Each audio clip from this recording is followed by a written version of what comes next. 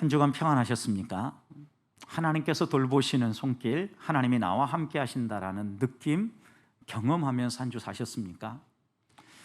요즘 우리의 삶을 하나하나 점검해 보면 참 우리가 살고 있는 이 때가 정말 마지막 때가 가까운다라는 생각을 합니다. 왜냐하면 바울이 디모데에게 쓴 디모데후서의 편지를 보면 말세의 특징을 한마디로 딱 요약할 때 말세에는 고통하는 때가 이른다라고 이렇게 얘기하지 않습니까? 그래서 말세의 특징을 한마디로 요약하라면 고통의 날 이렇게 말할 수 있거든요. 근데 요즘 코로나19의 영향이 가장 크겠지만 많은 사람들을 만나보면 그분들의 한결같은 고백이 힘들다는 겁니다. 마음껏 움직일 수 없어서 힘들고 맛있는 것 좀 먹고 산책도 하고 그래야 되는데 나가도 그런 마음이 불편하고 또 함께 신앙생활하는 사람이든 사이좋게 지내는 사람이든 좀 얼굴을 대면해 보고 싶은데 다들 마스크 쓰고 있어서 얼굴이 조금 어떤지 요즘 제대로 볼 수도 없고 이런 여러 가지 때문에 답답하기도 하고 그 답답함이 이제는 힘들다 이렇게 얘기하거든요. 여러분 힘들다는 얘기를 요약하면 무슨 말입니까? 힘들다는 얘기는 내가 이 땅을 좀 더 평안하게 살고 싶은데 그렇게 안 된다는 거죠. 고통이 있다는 거예요. 무언가 우리를 압박하는 고통의 종류와 질감은 다를지 모르지만 고통스럽다라는 또 다른 표현이죠. 그런 점에서 오늘 우리가 살아가고 있는 이 때가 마지막 때가 아닌가라는 생각을 하게 됩니다. 우리의 살아가는 동안 주님이 오시지 않을 거야 이렇게 생각하다가 지금 내가 말세를 살고 있구나, 마지막 때를 살고 있구나 라고 이렇게 마음을 먹으면 생각이 금방 달라지지 않습니까? 왜요? 오늘이라도 내일이라도 하나님이 나를 부르신다면 또 주님이 재림하신다면 언제든지 주님 품에 안겨야 될 텐데 이렇게 여유 있게 살 게 아니라 하나님의 뜻을 따라서 내가 하나님의 말씀대로 살아야 될 텐데 내가 그렇게 살고 있는가 내 자신을 점검하게 되기 때문입니다. 바울은 디모데에게 말세를 고통하는 때라고 표현하면서 이 고통하는 때를 지나갈 수 있는 지혜를 디모데후서 3장에서 두 가지로 요약해 주죠. 그 가운데 한 가지는요 경건에 힘쓰는 거예요. 모양되기가 아니라 경건의 모양은 있으나 경건의 능력이 없는 사람이 아니라 경건의 능력이 살아있는 삶을 사는 거예요. 여러분 경건이라고 하면 무엇을 경건이라고 합니까? 하나님을 두려워하는 삶이에요. 하나님을 두려워하는데 우리의 경건 생활에는요 하나님을 두려워하는 예배, 기도, 말씀 묵상 이런 것들이 다 포함되어 있지 않습니까?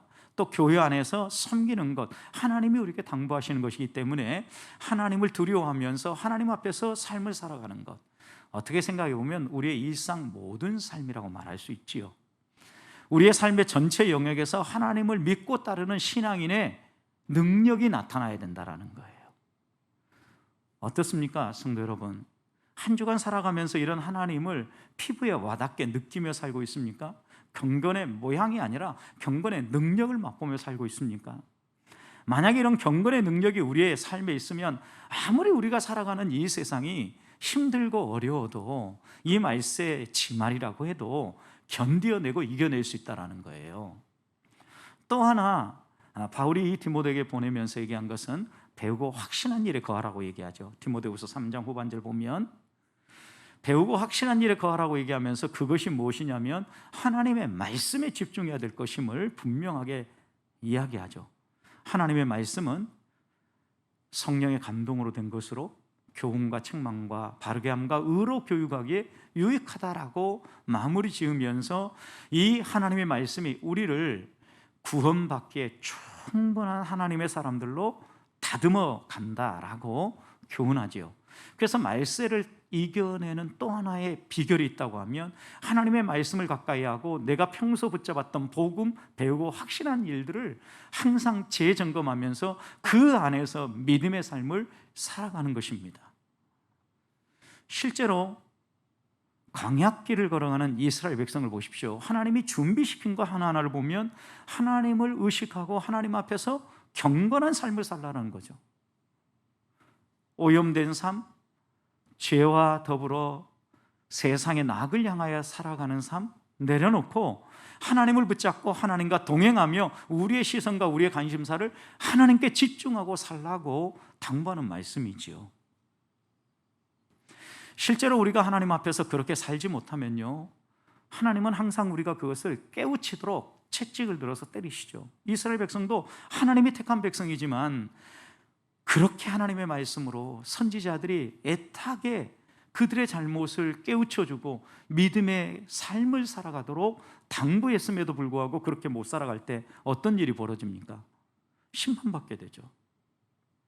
그래서 아모스 선지자는요, 이스라엘 백성이 만나게 될 심판에 대해서 묘사하면서 아모스서 8장 11절과 12절에서는 그들이 현재 겪고 있는 아픔은 먹을 것이 없어서 당하는 아픔이 아니고 마실 물이 없어서 당하는 아픔이 아니고 하나님의 말씀을 붙잡지 못한 기갈이다라고 얘기하죠. 여러분, 하나님의 심판 왜 우리에게 옵니까? 하나님의 말씀을 놓쳐버리고 하나님의 말씀을 순종하지 아니하고 내 뜻, 내 생각으로 살아갈 때 오는 거죠. 너무나 이게 분명하기 때문에 이 출애굽하여 광야길을 걸어 하나님이 약속하신 땅을 향하여 나아가려고 하는 이스라엘 백성에게도 반복적으로 하나님을 기억하고 경건한 삶을 살라고 당부하는 거 아니겠습니까? 그래서 우리에게 필요한 것이 있다고 하면요, 하나님의 말씀을 가까이 하고 그 말씀을 따라서 경건한 삶을 살아가는 거예요. 하나님의 능력을 맛보며 경건 생활을 해나가는 거예요. 그럴 때 우리가 이 말세를 넉넉히 이겨낼 수 있을 뿐만 아니라 광야 같은 인생길을 주님 손을 잡고 찬양하며 걸어갈 수 있다는 겁니다. 저는 우리 보배교회 성도들이 이렇게 생활할 수 있기를 소망합니다.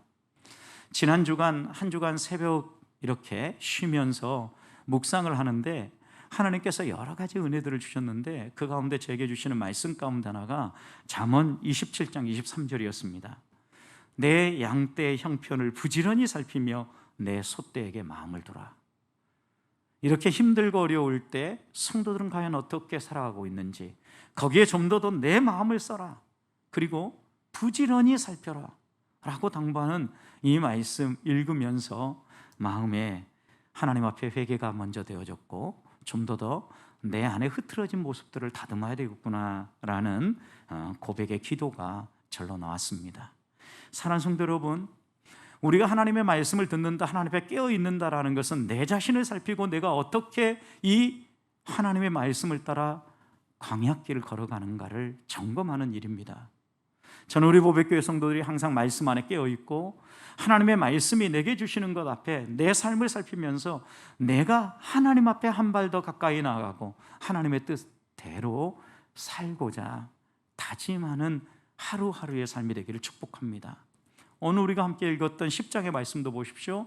하나님께 집중하고 하나님께 헌신하며 그 말씀을 따라 살아가라고 하나님은 이제 이스라엘 백성들에게 은나팔을 준비하고 그 은나팔을 불라 이렇게 당부하지요.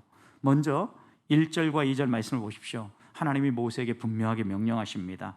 은나팔 2개를 만드는데 그 은나팔을 두들겨 펴서 만들어라 이렇게 얘기하죠. 은 덩어리를 두들겨 펴서 만드는데 역사가인 요세푸스의 고증에 의하면 이때 만들어졌던 은나팔은 1규빗이었다고 합니다. 1규빗, 손끝에서 팔꿈치까지 약 45cm라 그러죠. 그리고 모양은 피리 모양인데 피리보다는 좀 더 두껍고 컸다고 얘기하거든요. 여러분 정확하게 여러분 머릿속에 그려지지 않으시겠지만 우리가 일반적으로 생각하는 나팔을 한번 생각하시면 좀 더 쉽게 생각이 들 겁니다. 분명히 하나님께서 이렇게 은으로 펴서 쳐서 두들겨서 나팔을 만들라고 하는데 이 나팔을 누구에게 불게 합니까? 8절 보십시오. 그 나팔은 아론의 자손인 제사장들이 불지니 이는 너희 대대의 영원한 율례니라. 아무나 불면 돼요, 안 돼요? 안 돼요, 여러분. 반드시 영원한 율례라 했으니까 이 사람만 부는데 누구한테 부라고 했어요? 아론의 자손 제사장들이 불어라 한다. 자, 그렇다고 하면 은나팔을 왜 2개 만들었습니까? 지금 아론의 자녀가 누가 있습니까? 3이었는데 한 사람이 죽고 2명만 남아있죠. 이다말과 엘리에셀. 그래서 2명이 남아있기 때문에 하나님이 은나팔 2개를 만들라고 한 거예요. 실제로 이스라엘 역사를 보면 나팔 수는 계속해서 늘어납니다. 다윗 왕 시절에는 역대상 15장 24절 보면 제사장들 가운데 나팔을 부는 제사장 이름을 언급하는데 7명을 언급합니다. 은나팔이 7개였다라는 거죠. 그리고 역대하 5장의 말씀 와서 보면 솔로몬 왕 시대가 열리는데 솔로몬 왕 시대에 은나팔을 불었던 사람들은요 120명이었어요. 120명. 그러니까 제사장들만 불라라고 하나님이 영원한 율례로 주셨기 때문에 제사장들만 불게 했는데 이 제사장 수가 후대에는 계속해서 늘어가면서 이렇게 나팔 수가 늘어갔다라는 거예요. 여러분, 그렇다고 하면 하나님이 은나팔을 직접 만들어준 게 아니라 시내산에서 십계명을 직접 돌판을 만들어가지고 거기에 새겨주신 게 아니라 우리에게 만들게 하셨어요. 만들게 하시고 또 그것을 회중들을 모으거나 또 행진할 때의 신호로 쓰게 하셨다고요. 분명히 은나팔의 목적은 분명합니다. 하나님의 뜻을 알리는 목적이에요. 은나팔을 어떻게 부느냐에 따라서 회중들이 모이기도 하고 또 행진에 출발을 하기도 했다는 거예요. 그렇다면 오늘 우리들에게 은나팔과 같은 역할은 무엇일까? 또 은나팔은 반드시 아론의 자손들만 불라고 했는데 은나팔을 부는 사람들은 누구일까? 이렇게 우리가 물어볼 수 있죠. 여러분, 오늘날 나팔 소리처럼 하나님의 뜻을 우리에게 전달하고 하나님의 뜻을 우리에게 알려주는 것이 무엇입니까? 말씀입니다. 또 우리가 살아가는 우리의 삶의 다양한 환경들입니다. 하나님은 다양한 방법으로 우리에게 말씀하시기 때문에. 그런데 여러분, 이런 다양한 것들 가운데에도 말씀에 더 우리의 관심사가 집중되는 중요한 이유 가운데 하나는요, 은나팔을 꼭 제사장들만 불게 했다라는 거예요. 오늘날 예배를 통하여서 강단에서 선포되어지는 말씀, 그리고 아침에 내가 하나님 앞에서 만인 제사장으로 묵상하면서 받는 말씀, 그게 어떻게 보면 오늘 우리들에게 들려지는 나팔 소리라고 할 수 있겠죠. 이 하나님의 나팔 소리를 듣고 그 나팔 소리에 따라서 우리들이 움직이고 행진하고 그 다음 또 모이기도 했다라는 것은 우리의 삶의 기준이, 우리의 삶의 지침이 나팔 소리라는 거예요. 한 주간 우리가 살아갈 때 이 강단에서 선포되어지는 말씀을 통해서 내가 그렇게 살아가는가를 살펴보고 하루를 시작하면서 하나님이 내게 주시는 말씀들을 받으면서 그 말씀대로 내가 살고 있는가를 확인하라는 거예요. 하나님은 분명히 우리에게 하나님의 뜻을 알아들을 수 있도록 다양한 도구들을 우리에게 주셨어요. 이스라엘 백성도 보십시오. 구름이 떠오르면 행진하고 구름이 멈추면 그 자리에 멈춰서 진을 쳤지 않습니까? 보고 느끼며 따라가도록 해주셨는데 또다시 행진할 때 나팔을 불어요. 보는 것만으로 다 하지 못하는 사람들에게 귀로 또 들을 수 있도록 하나님은 나팔 소리를 주셨다는 거죠. 여러분, 하나님이 우리에게 말씀으로 한 번 깨우쳐 주시면 2번 다시 안 해도 무엇인지 알잖아요. 여러분, 우리가 말씀 한 번 듣는 게 아니라 수도 없이 여러 번 하나님의 말씀을 듣잖아요. 그런데도 우리의 삶에 그 하나님의 말씀을 가끔은 놓쳐버리고 잊은 채로 생활하기 때문에 기억하도록 하기 위해서 하나님께서는 분명하게 우리에게 반복적으로 말씀을 들려주시고, 또 혹시 구름이 떠올랐어도 움직이지 못하고 출발 준비를 못하는 사람들이 당황하지 않도록 나팔 소리를 크게 울려 불어서 그들이 듣고 준비하게 하셨다라는 거죠. 사랑하는 성도 여러분, 하나님은 분명히 우리에게 말씀하시는 분이십니다. 그럼 오늘 우리에게도 말씀하십니다. 그렇다고 하면 하나님이 내게 말씀하시는 분명한 때를 기억하면서, 분명한 시간을 기억하면서 하나님 앞에 깨어 있어야 돼요. 특별히 강단에서 선포되어지는 말씀처럼 우리에게 하나님께서 말씀하시는 분명한 음성이 있을 때 마음에 새기고 내 자신을 돌아보고 다가올 한 주간을 어떻게 살아야 될까 다짐하는 것, 하나님이 우리에게 주시는 나팔 소리로 마음에 새겨야 됩니다. 그렇다면 우리가 이런 하나님의 음성을 들으면서 내 자신에게, 또 우리 교회라는 공동체에 하나님이 원하시는 건 무엇일까?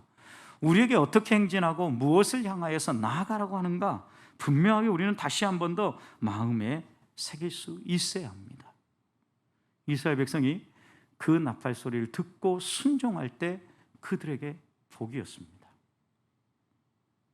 만약에 여러분 그 나팔 소리에 따라 순종하지 않았다고 하면 그들은 도태되어지고 뒤처지고 하나님의 은혜의 민족으로부터, 그리고 그 은혜의 자리로부터 내침을 당한 것과 마찬가지인 거죠. 오늘 우리들도 하나님이 우리에게 주시는 말씀들을 놓치지 않고 그 말씀을 마음에 새기고 한 주간 살아가므로 하나님이 돌보시고 하나님이 우리에게 걸어가라고 하신 이 광야의 길을 당당하게 끝까지 걸어가시는 성도들이 될 수 있기를 주님의 이름으로 축복합니다. 두 번째, 나팔 소리를 들려주셨는데요, 이 나팔 소리에 따라서 행진할 때도 있었고 모일 때도 있었다라는 거예요. 전혀 다른 경우죠. 자, 먼저 3절과 4절 보십시오. 나팔 2개를 불면 온 회중이 회막문 앞에 모여서 내게로 나올 것이에요. 여기에 너는 누구예요? 여기에 너는 모세예요. 모세. 하나님이 지금 모세에게 얘기하는, 그래서 내게로라고 얘기한 거죠. 나팔 소리를 2개 다 불면 이스라엘 백성 전체가 모이라는 사인이다, 이렇게 얘기해 준 거죠. 총회를 소집하는 거예요. 그런데 4절 보십시오. 하나만 불 때도 있어요. 나팔 2개인데 둘 중에 하나만 불 때도 있는데, 그러면 이스라엘의 천부장들만 모여라, 결국 각 지파의 지도자들만 모여라, 이런 뜻이라는 거예요. 그러니까 나팔 소리가 지금 2개가 불었는지 하나가 불었는지 경청해야 되겠죠. 그래야지 누가 모이라고 하는지. 여러분 꼭 우리는 어떻습니까? 제가 이제 경험하는 것 가운데 하나, 주보의 내용을 싣고 강구를 해도, 예를 들어서 내일 새벽부터 우리 특별 새벽 기도 모입니다. 그러면 내일부터 모이는 거야? 아니면 다음 주부터야? 이렇게 묻는 사람이 있습니다. 분명히 글자로 새겨졌고 강구도 그렇게 했음에도 불구하고 혼동한다는 거죠. 왜 그럴까요, 여러분? 우리가 그걸 듣긴 듣지만 생각이 잠시 흐트러졌기 때문에 그래요. 나팔 소리에 집중하고 있으면 이게 한 번 분 것인지 나팔 소리 2개가 함께 불린 것인지 알 수가 있다는 거죠. 그것만이 아닙니다. 5절과 6절 보십시오. 출발 신호죠. 5절, 너희가 그것을 크게 불면 동쪽 진영에 행진할 것이며 두 번째로 크게 불면 남쪽 진영에 행할 거라. 여러분 동남서북으로 출발한다 그랬죠. 동쪽은 유다 진영, 그 다음에 남쪽은 르우벤 진영이라고 그랬죠. 나팔 소리가 크게 한번 불면 제1번 첫 번 일대로 유다 진영이 출발을 하는 거예요. 그리고 조금 있다가 또 크게 불면 그 다음에 두 번째 진영인 르우벤 진영이 출발하는 거예요. 질서 있게 움직일 수 있도록 분명하게 하나님이 사인을 이렇게 구분해 주고 있다는 거예요. 근데 6절 후반절과 7절을 보십시오. 떠나려 할 때는 나팔 소리를 어떻게 하라고요? 크게 불어라. 그 다음 7절, 회중을 모을 때에는 나팔을 불지만 크게 불어라. 크게 불지 말아라. 크게 불지 말아라. 소리가 구별되게 불었다라는 거예요. 나팔 1개를 불 때도 있었고 2개를 불 때가 있었고, 소리를 크게 울려 불 때가 있고 그냥 평범하게 불 때가 있고, 구분 짓는 거죠. 왜 이렇게 구분 질까요?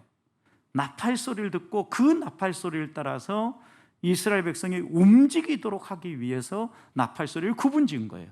그럼 여기서 주시는 두 번째 중요한 교훈 가운데 하나는, 나팔은 언제나 울려 퍼지고 또 나팔 소리는 들리지만 그것을 분별할 줄 알아야 된다는 거예요.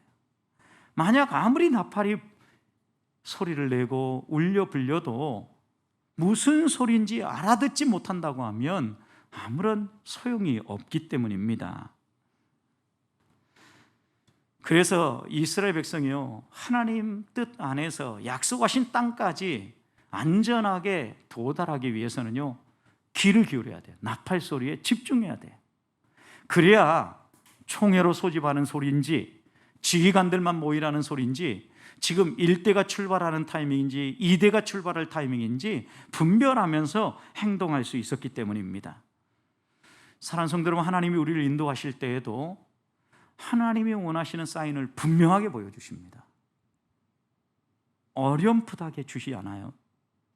우리가 깨달아 알 수 있도록 분명하게 주시는데, 여러분, 예수님이 태어나실 때 예수님에게 가서 경배하라고 한 사람들에게 분명한 사인을 보여주셨어요. 예를 들어 그때 베들레헴에 호적하러 올라온 사람이 한두 명이었겠어요, 여러분? 그리고 일상의 삶을 보면 출산한 사람이 꼭 마리아 혼자였겠냐고요. 생로병사가 일상생활 가운데 자연스럽게 진행돼요. 그러니까 그때에도 의항하고 태어나는 아이들이 한두 명이 아니었을 거라고요. 근데 하나님은요, 분명하게 이 아이가 아기 예수인지 알아볼 수 있도록 사인을 주셨는데, 누가복음 2장 12절 보면 아기를 낳아 강보에 싸서 구유에 누인 것을 보리니 이것이 너희에게 표적이니라 그랬어요. 여러분, 표적, 사인이라는 거예요. 보통 아이를 낳으면 일반적으로 강보에 싸서 눕히지요. 그런데 여러분, 이 아이는 특별히 어디에 눕혀 있어요? 구유에 눕혀 있다. 일반적으로 아이를 낳아서 아이를 구유에 높이는 일들은 많지 않다라는 거죠.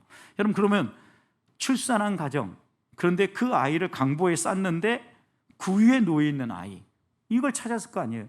여러분, 선명하잖아요. 하나님이 사인을 주실 때, 표적을 주실 때에는요, 알아들을 수 있도록, 깨달을 수 있도록 우리의 눈높이에 맞춰서 알려주신다라는 거예요. 나팔소리도 마찬가지예요. 이스라엘 백성들의 눈높이에서 알아들을 수 있도록 분명히 모세, 아론 지침을 따라서 두 아들에게 훈련했을 거라고요.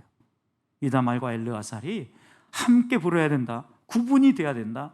그리고 예행 연습을 통하여서 미리 들려줬을 수도 있어요. 이 소리가 나면 너희 이렇게 해야 된다, 이 소리가 나면 저렇게 해야 된다. 왜요? 적어도 60만 명이잖아요. 다른 사람까지 포함하면 최소 100만에서 200만이에요. 여러분, 이 사람들이 소리를 분별 못 해보세요. 그럼 어떻게 됩니까? 오합지졸이 돼요. 뒤죽박죽 섞이게 돼요.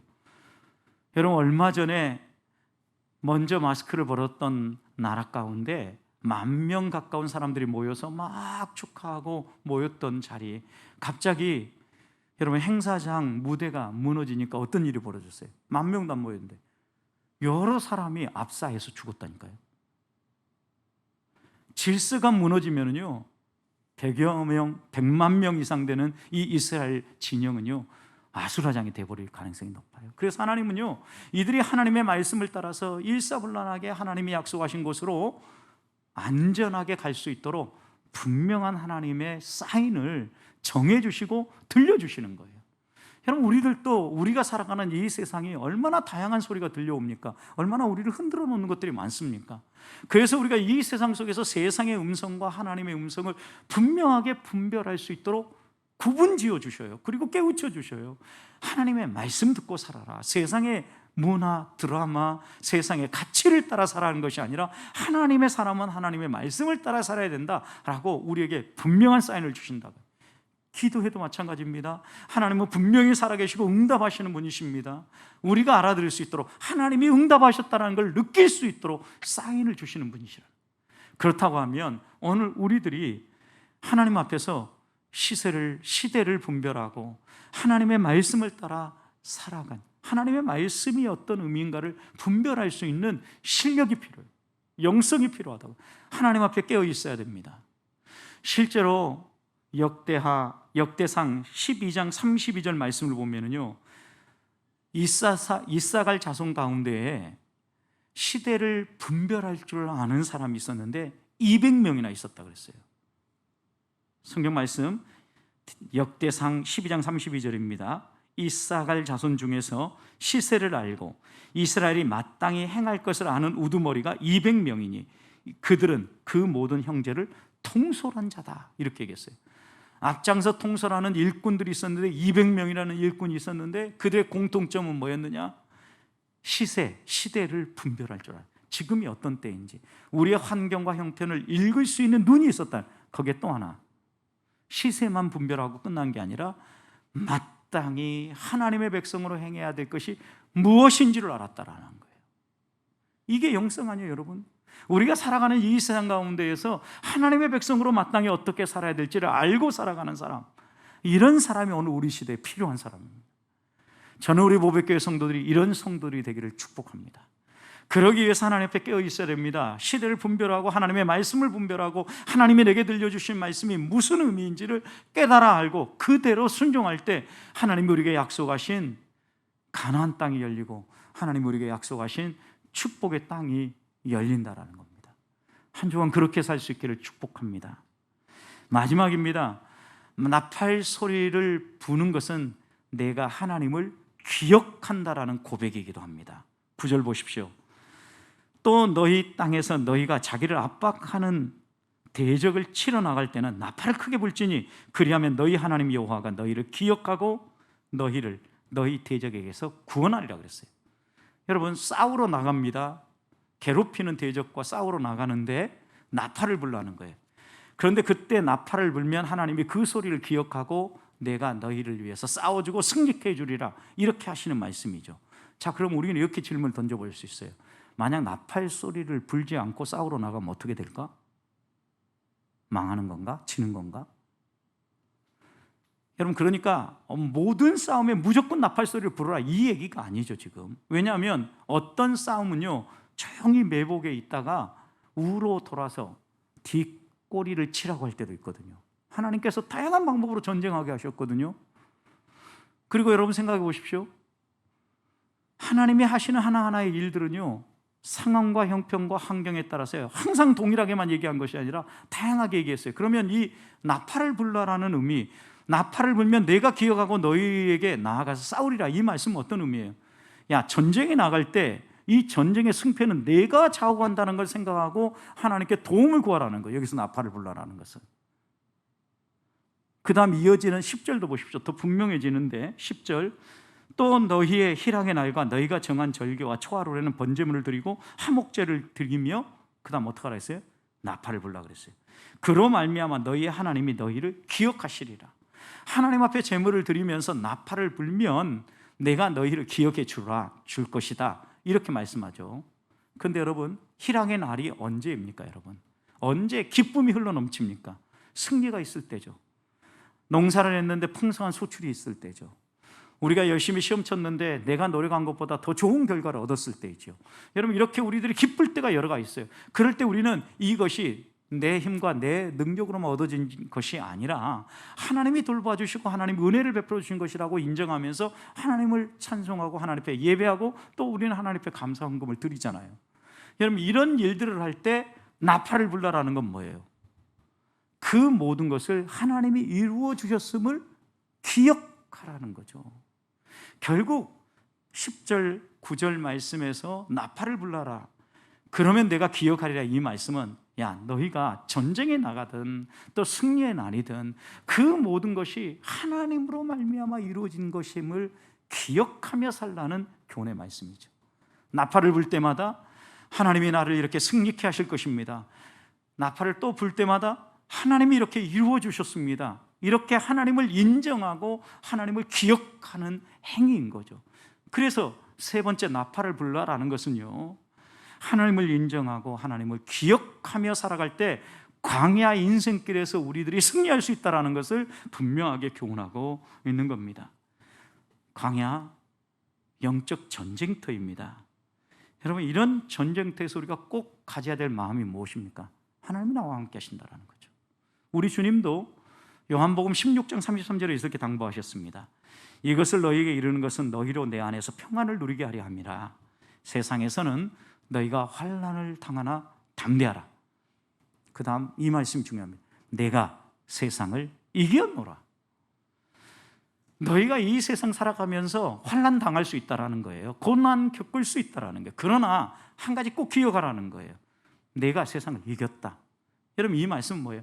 나팔을 불면서 전쟁터에 나아간다라는 것은 하나님이 싸워주시고 하나님이 나를 이기게 하실 거라는 것을 고백하는 것처럼, 환난이 많고 험난한 이 세상 가운데 내가 고난을 겪고 내가 지금은 힘들다 할지라도 결국은 승리케 하실 하나님을 인정하고 그 하나님을 바라본다라는 의미예요.